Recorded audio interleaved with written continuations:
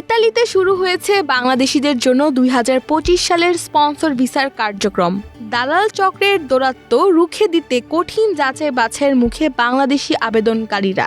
এ পর্বে 1,81,000 শ্রমিক নিতে চায় ইতালি।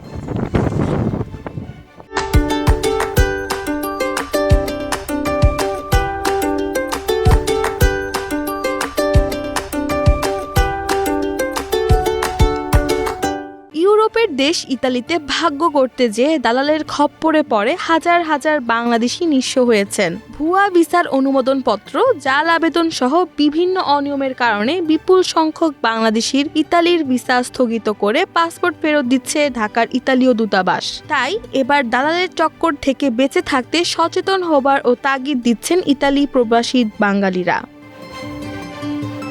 এদিকে 2025 সালের জন্য স্পন্সর ভিসার আবেদন প্রক্রিয়ায় আগাম ফরম পূরণ শুরু হয়েছে।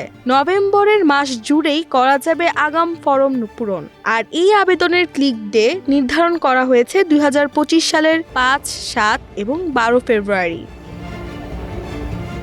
অন্যদিকে ইমিগ্রেশন বিশেষজ্ঞরা বলছেন, 90% বাংলাদেশি বার্ষিক আয় মালিকের সঙ্গে চুক্তিসহ নতুন নিয়মের কারণে আগাম ফরম পূরণ করতে ব্যর্থ হচ্ছে।